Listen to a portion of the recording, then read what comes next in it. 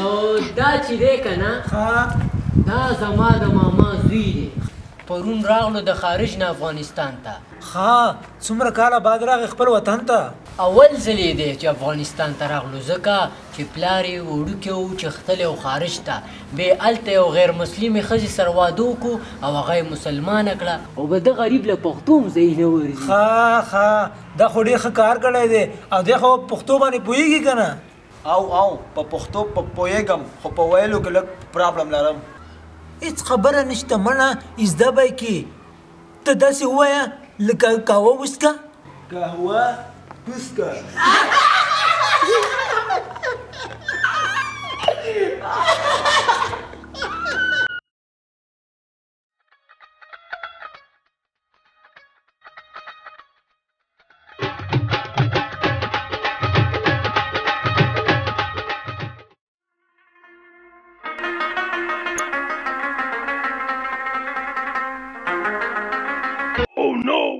وی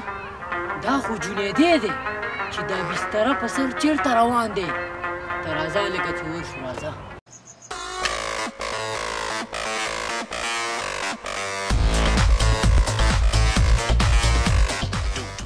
السلام علیکم جنیدی اختر جوړې تکړه تازه مبارک څنګه چل دی جنیدیا چېرته روان یې بستره په سر ولا وروره روان یم مریض یم پاکستان کنسلګرۍ ته چې ویزه ووهم او درملنې لپاره ځم پاکستان ته ښه هغه خو صحیح ده د رانجو باندې څه کې تا خو پې ځان لړلی دی که نه ولا کنسلګرۍ ته خسته خسته جنکیانې راځي او مور مې راته کور کې وویلې چې رانجه پورېږه او چې له نظره نشي ډېر رورې که توبه توبه توبه توبه ولې خاندې دا دې څه کړي دا ولې ټوټه دې کمه شوې وه ما ته به دې ویلي وو په شرمونو دې وشرمولو یا ساده ګله ټوټه مې نه وه کمه شوې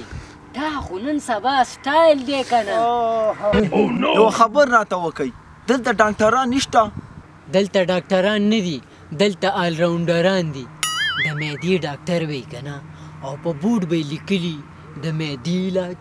د دماغو علاج د ګردو علاج وغیره وغیره شفاف علاج مونږ کوو او چې کم لږ پوهېږي که نه خارج کې درس ویلي نو هغوی دومره پیسې او دومره ګرانه دوا درته لیکي چې هغه مونږ او تاسو غریب سړی ورتلی هم نشي نو مجبوره دي چې پاکستان ته لاړ شي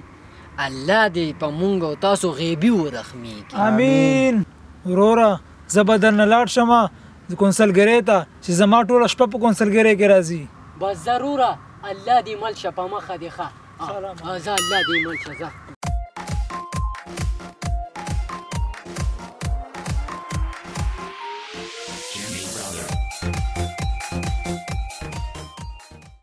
ځه الله دې مل شه جنیدیا دا افغانستان دی چې واسطه او یا پیسه ورنکړي که نه خدای که یې په 10 ورځو کې ولګي راځه لکه چې ځو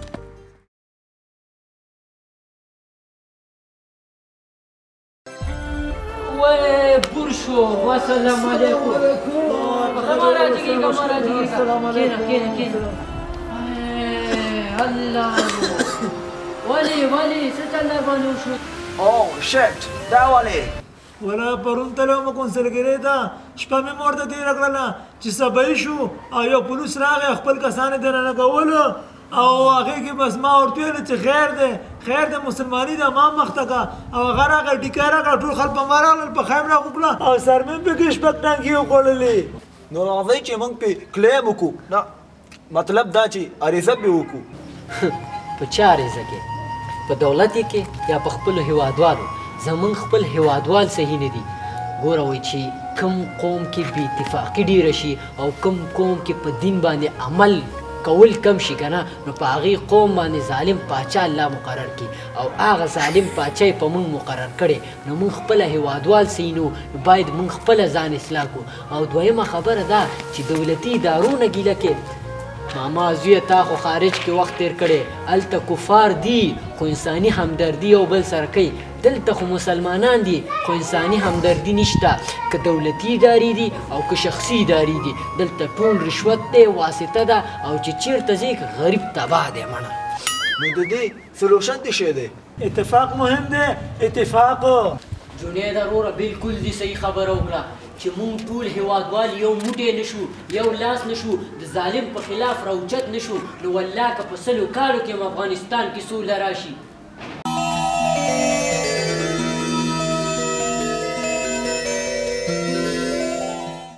څه چې مو په ویډیو کې ولیدل بالکل حقیقت دی که مو باور نه راځي نو تر قونسلګرۍ ورشئ په خپله به هر څه وګورئ که زموږ د ویډیو سره موافق یاست نو لومړی راته نظر پرېږدئ او بیا در سره دا ویډیو ښه ډېره شیر کړئ چې د وخت حکمران خبر شي